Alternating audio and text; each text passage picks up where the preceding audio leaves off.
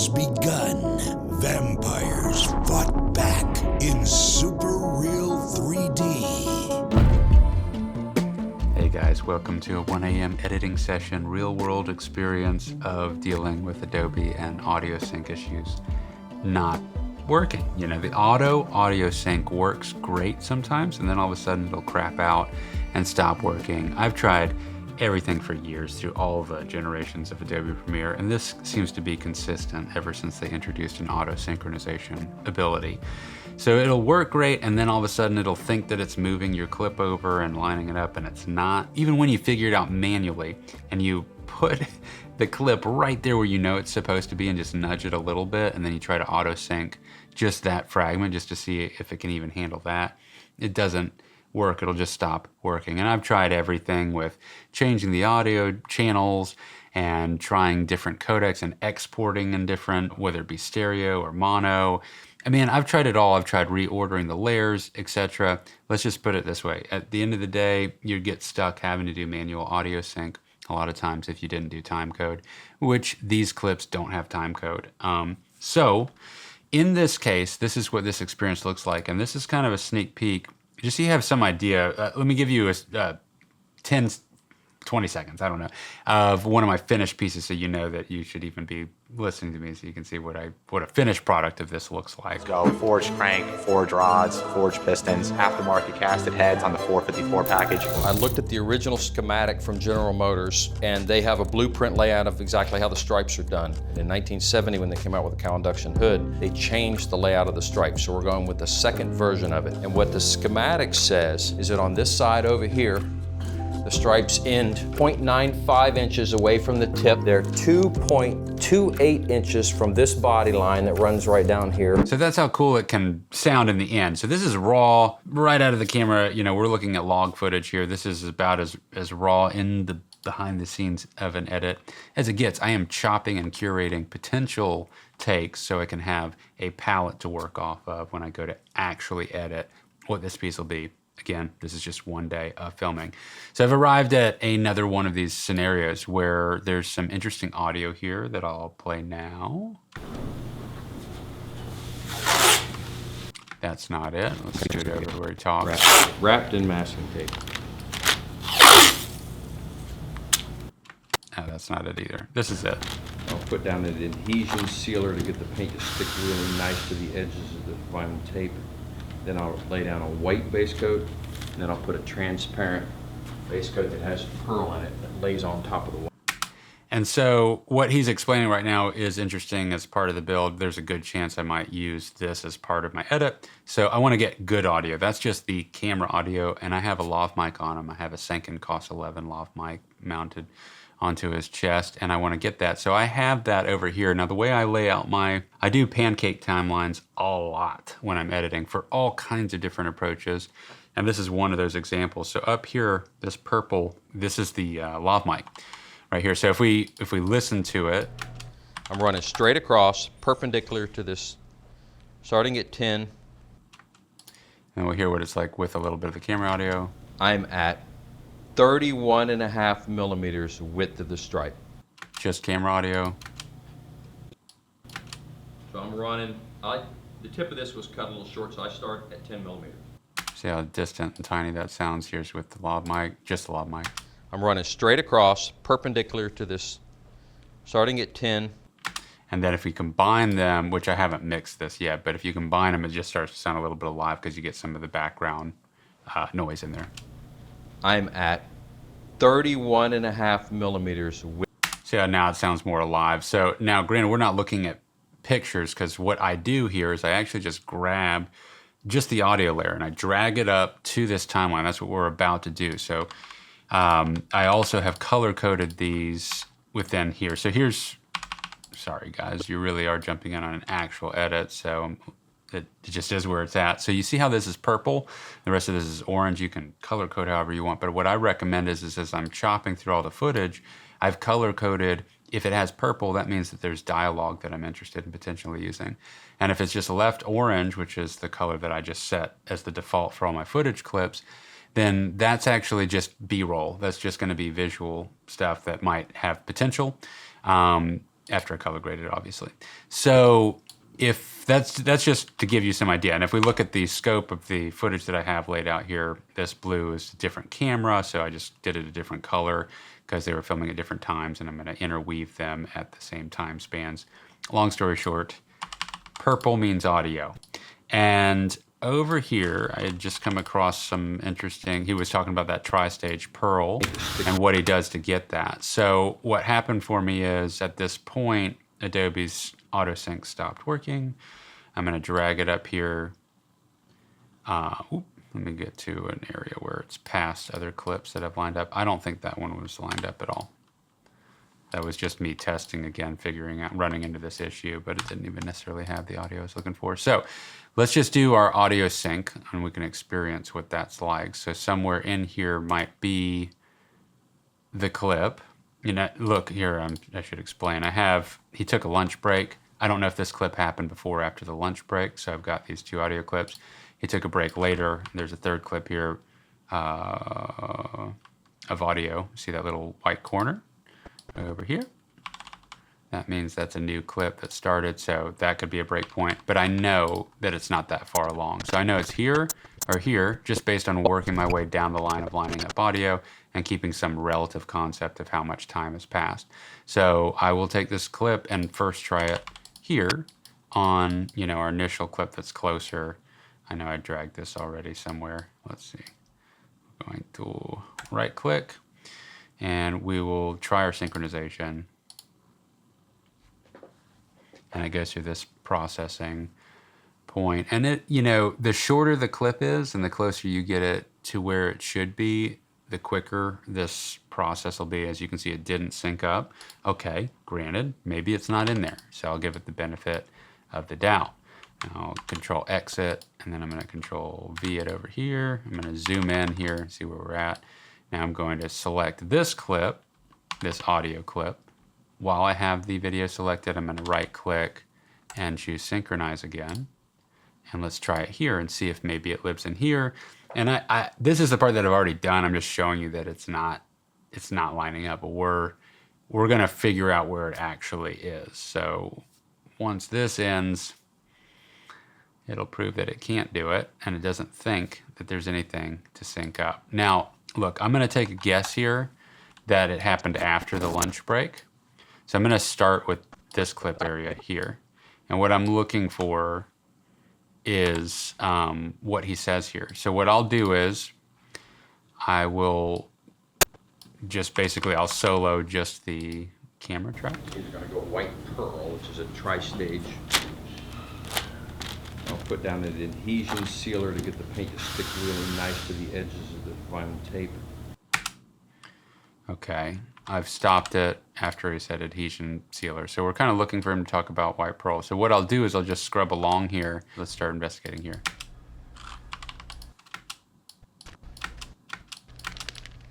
Doesn't look like much happening. I think that's just fumbling around here. Look, some pickups here.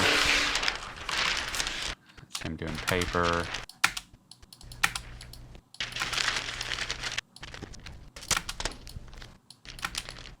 Paper. Okay, let's look for some more sound waves.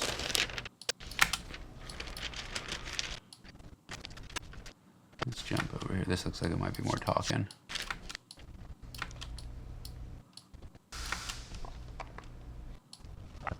Or get the Premiere. There's some talking. Okay, let's see what he's saying. All right. I don't have to go to Brian anymore. Nope. Do at this point. Personal conversation. You just cut these loud. John's gonna make his brown. These now, and I come back in 5, and then I put some heat on them. Leave them. It's him having a private conversation. To go, I gotta, like I just showed him, I gotta trim a couple of edges. When I trim those edges, really nice to the edges of the vinyl edge. I'll put down an adhesion sealer to get the paint to stick really nice to the edges of the vinyl tape. I think that's it. Let's look back here again. Tri-stage. Same clip we pulled. I'll put down an adhesion sealer to get the paint to stick really nice to the edges of the vinyl tape. Boom. Now, I rhythmically have timed where I stopped it. It should be pretty close. So now that I've cut it again, I don't care that I've already got it somewhere else up in this timeline. I'm just going to drag it up again now that I've got it timed, basically. We're going to zoom in here, and from here we can most likely see some similarity sound waves, which we can. See how the pattern there? Now, what I'll do is to fine tune it, I'll hold Alt and use my arrows, and that gives you a lot more precision to just try and get it lined up. Now let's listen to these two things at the same time. Then I'll lay down a white base coat.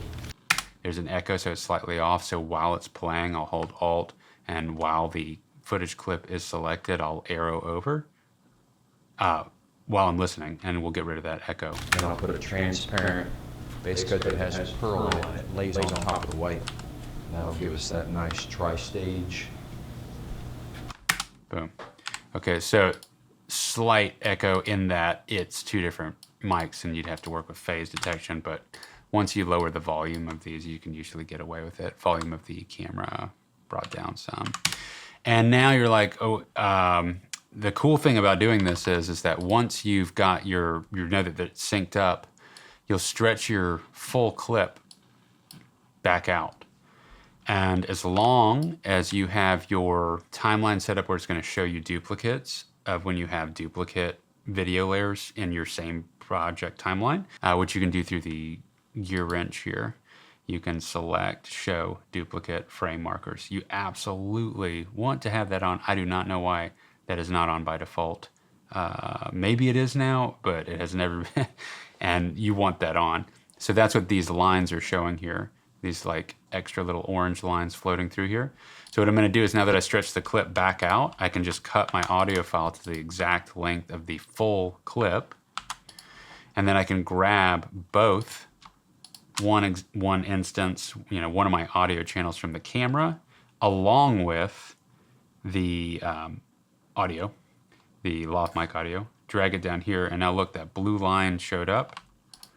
So I'm going to click back into this timeline, and I can see where it starts. Look, that's the beginning of the clip. So I can just take this, the length of the, I forgot to stretch this back out. Look, there's the exact length of the clip now. And I can grab both of these and drag them over to match that duplicate line. That blue line is right here. So I have them both in sync. So now I should be able to delete this. That gets rid of that line. And down here, this all should line up. It looks like it does. Then I'll lay down a white base coat. Then I'll put a transparent base coat that has.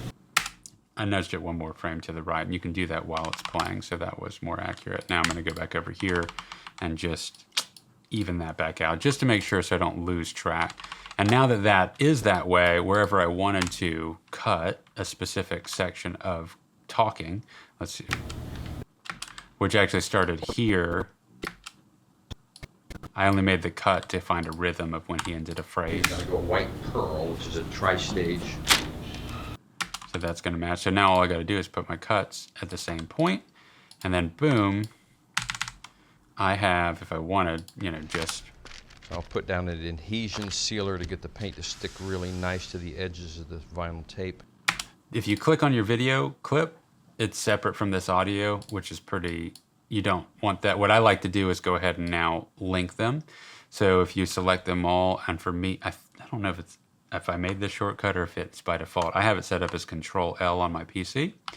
And that's going to unlink them first, because you have to unlink it from, so now even when I click on the video camera footage, it doesn't even highlight the audio that was natively filmed by the camera.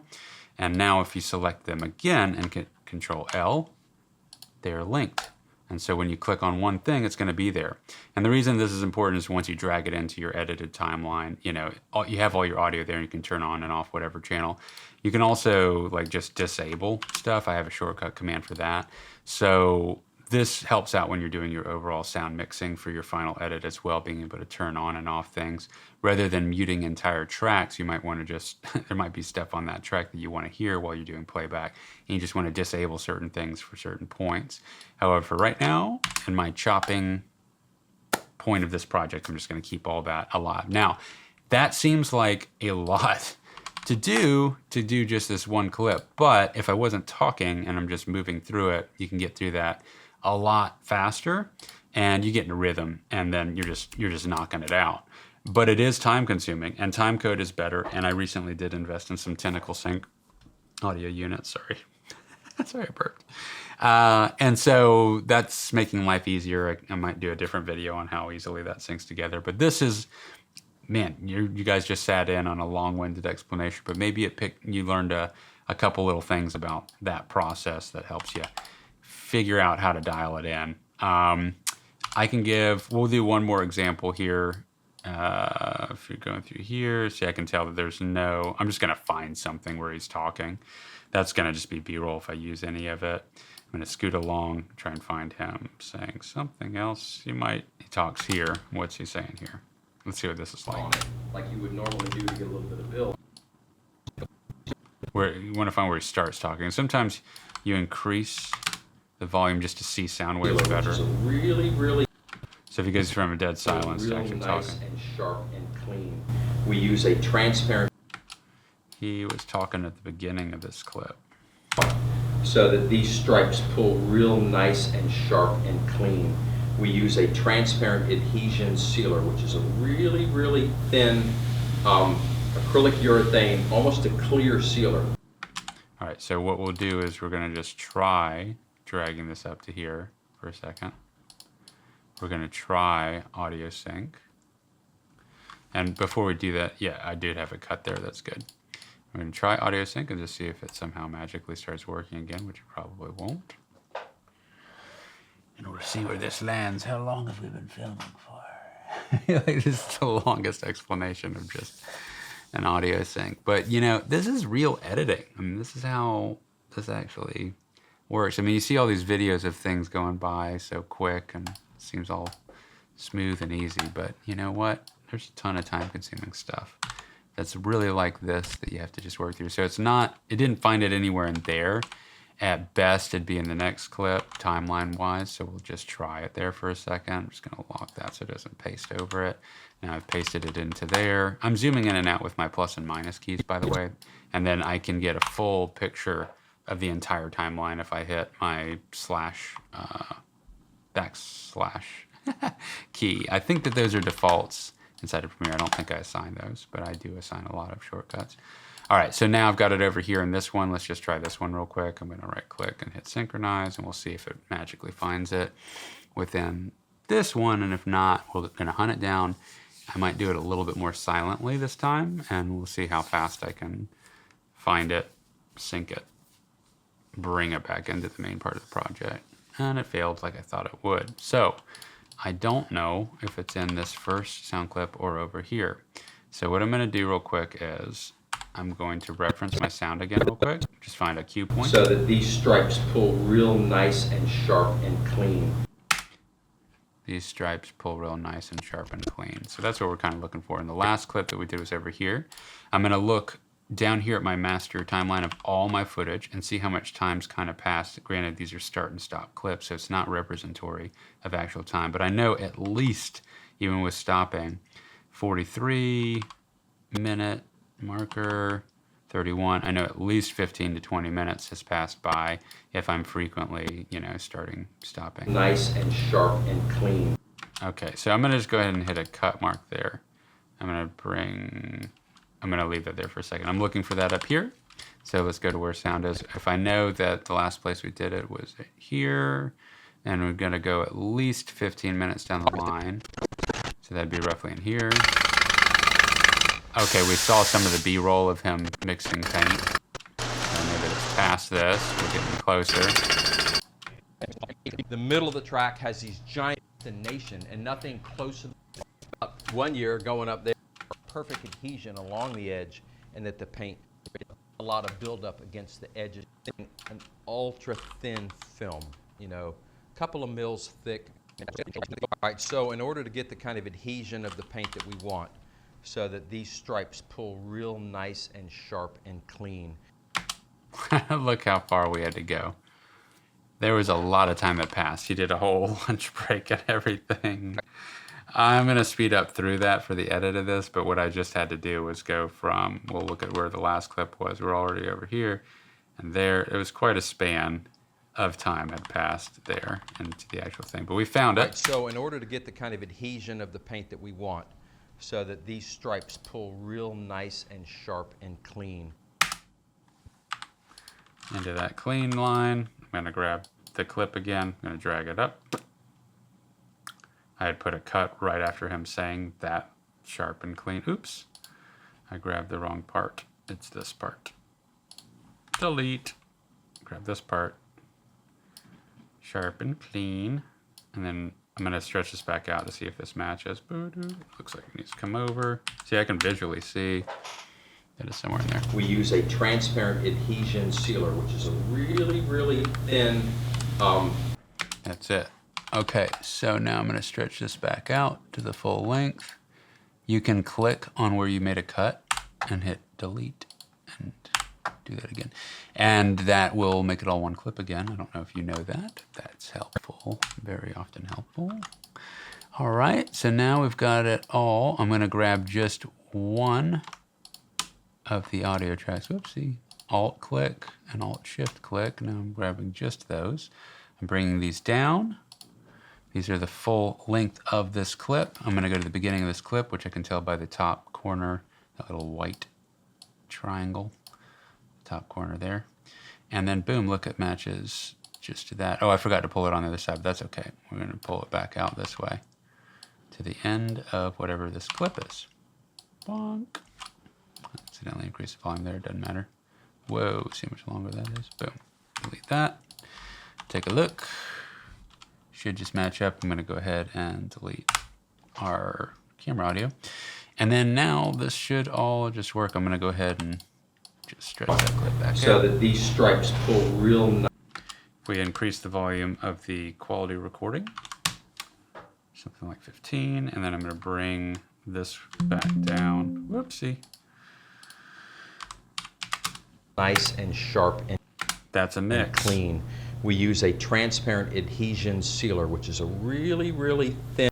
Sounds pretty good. Now I'm going to make it better with limiters and compressors and a little bit of denoise and still keep some of that environment back there. But if you listen to just the environment. Acrylic urethane, almost a clear sealer. Versus with the lav mic. And we're not putting it on to fill anything in, we're putting it on almost like a paint glue. And that little echo, we get rid of that by dialing back down the camera audio. You can also mess around with inverting the phase. Just drop the invert onto an audio file if you're ever having weird, like, kind of, I don't know how to describe that sound, but it's like it's out of phase is what's happening sometimes, and by the two mics, and you want to switch it around. So anyway, this sounds pretty good. So that's how you do that. And now anything that I cut here, or in fact, now that I've got this all lined up, I'm just going to go ahead and select it all, hit Control L. Now everything is unlinked from one another, and then I will select it all and hit Control L again, and I have relinked. If you don't have a shortcut command, you can do that via right click and select link layers somewhere in here. It would be there, but it says unlink at this point because I have them all linked. So now anywhere that I cut, it turns that just like as if it was a normal piece of footage with that audio married to it, like it was recorded that way. Boom, see? So that's all nice. So now I can cut up exact specific areas. All right. How long of it? Did you sit through all that? This is editing. This is not the fun part of editing, in my opinion. But when you go through the time to have mic'd up everything, you have quality audio to put into your project, it's such a big difference. I mean, if it was just that camera audio. Film, a couple of mils thick, maybe. Ugh. And then, so what you're stuck with, if you have to constantly film right up on them to try and get better audio, it still ain't gonna be right here, And when you're putting a lav mic on, what I like to do is put it right in the center of their chest so that way it's kind of floating, and tape it to their shirt, not their body. And, I don't know if you're familiar with this or not, and you just tape it onto that shirt.